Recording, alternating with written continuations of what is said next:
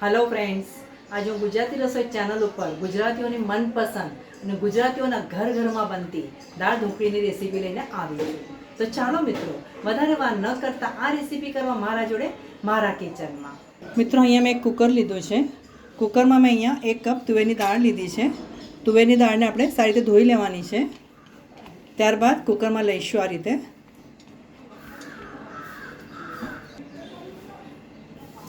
પાણી નાખવાનું છે તમારે। ત્યારબાદ 1 ટીસ્પૂન મેથીના દાણા, 1 ટામેટું અને થોડા સિંગદાણા નાખવાના છે। હવે કુકર બંધ કરીને તમારે 4 થી 5 સીટી લઈ લેવાની છે। જ્યાં સુધી આપણી આ દાળ બફાય ત્યાં સુધી આપણે ઢોકળી માટે જે લોટ બાંધવાનો છે એની તૈયારી કરી લઈશું। મિત્રો, અહીંયા મેં 2 કપ ઘઉંનો લોટ લીધો છે। નોર્મલી આપણે રોટલી માટે જે લઈએ છીએ ને એ જ લોટ લેવાનો છે। 1/2 ટીસ્પૂન હળદર નાખીશું, 1 થી 1.5 ટીસ્પૂન ધાણા જીરું નાખવાનું છે, 1 થી 1.5 ટીસ્પૂન લાલ મરચું નાખીશું, અજમો નાખીશું 1/4 ચમચો,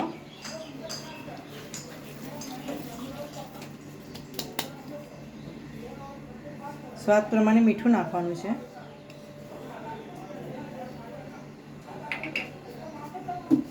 મોહન માટે આપણે 1 થી 2 ચમચા તેલ નાખીશું।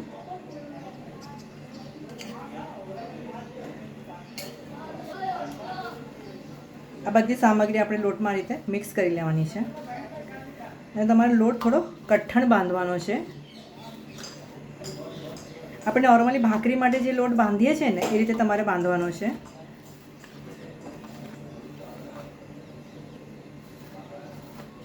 તો તમારે આ લોટમાં ધીરે ધીરે પાણી નાખવાનું છે અને મેં કીધું એ પ્રમાણે કઠણ લોટ બાંધીશું।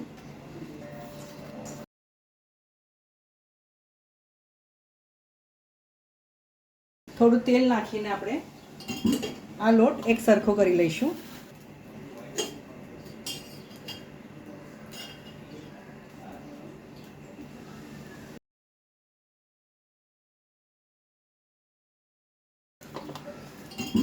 આ લોટ એક સરખો કરી લઈશું। હવે આપણે આ લોટને ઢાંકીને 10 મિનિટ રહેવા દઈશું। મિત્રો, આપણે દાળ ઢોકળી માટે જે મસાલો તૈયાર કરવાનો છે હું તમને બતાવી રહી છું। એક વાટકી લઈશું આ રીતે, એમાં મેં 1/2 ટીસ્પૂન હળદર નાખી છે, 1 થી 1.5 ટીસ્પૂન ધાણા જીરું નાખીશું, 1.5 થી 2 ચમચા લાલ મરચું નાખવાનું છે અને અથાણાનો મસાલો આવે છે એ નાખવાનો છે તમારે 1/2 ચમચો, અને દાળ શાકનો મસાલો અથવા ગરમ મસાલો 1/2 ચમચો। આ બધું તમારે મિક્સ કરવાનું, એમાં થોડું પાણી નાખવાનું છે। એક આ રીતે થીક પેસ્ટ તૈયાર કરી લેવાની છે। આ રીતે એક પેસ્ટ તૈયાર કરી લઈશું। મિત્રો, એ કુકર આપણું ઠંડુ થઈ ગયું છે। હવે આપણે ઢાંકણ ખોલી લઈશું આ રીતે।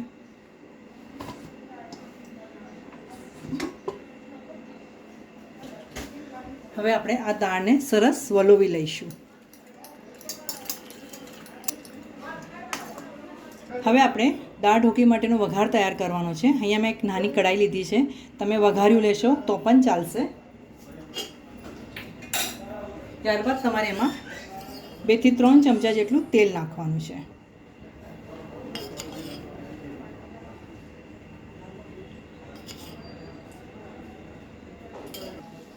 તેલ ગરમ થઈ ગયું છે। હવે આપણે એમાં 1 ટીસ્પૂન રાઈ નાખીશું,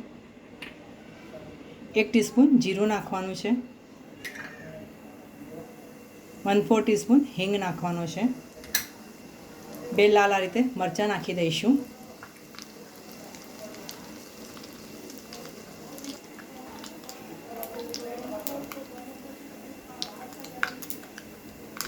રાઈ ફૂટવા માંડી છે, ગેસ આપણે થોડો લો કરીશું અને 8 થી 10 લીલા લીમડાના પાન નાખવાના છે।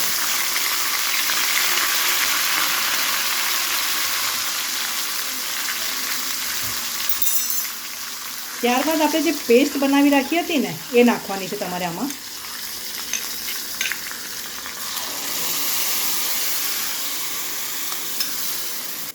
હવે આપણે આમાં આ રીતે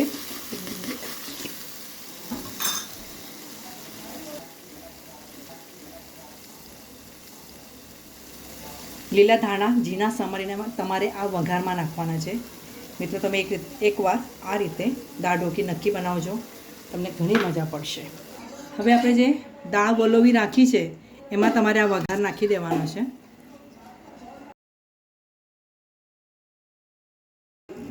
સાથે મિક્સ કરવાનું છે. હવે આપણે એમાં આદુને આ રીતે છીણીને નાખવાનું છે. અહીંયા મેં અડધોથી પોણો ઇંચ જેટલું આદું લીધું છે.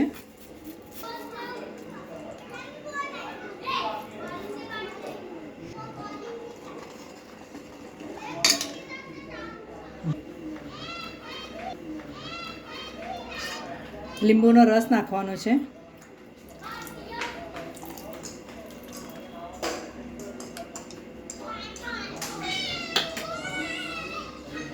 સ્વાદ પ્રમાણે મીઠું નાખીશું.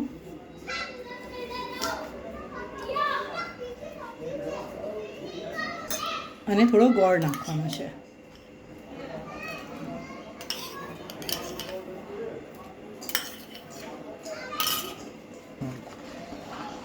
મિત્રો હવે આ દાળને તમારે ધીમા ગેસ ઉપર ઉકળવા દેવાની છે.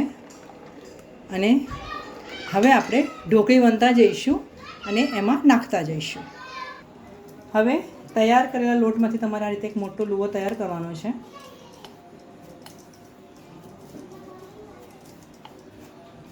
હવે આપણે એને વણીશું.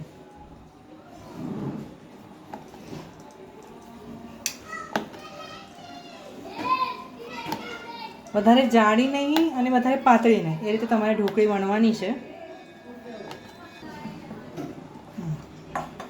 જુઓ, તમારે આ રીતે આ ઢોકળી રાખવાની છે. હવે આપણે તમારે એને ડાયમંડ શેપમાં કાપી લેવાનું છે. મિત્રો આ રીતે તમારે ઢોકળી કાપી લેવાની છે. હવે આપણે વણેલી ઢોકળીને કુકરમાં નાખીશું. વણેલી ઢોકળીને તમારે કુકરમાં નાખવાની છે.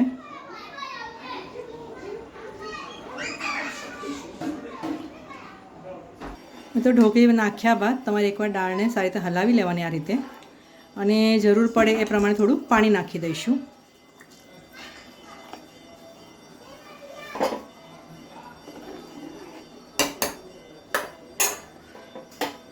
કુકરનું ઢાંકણ લગાવીને તમારે હવે એક સીટી વગાડી લેવાની છે.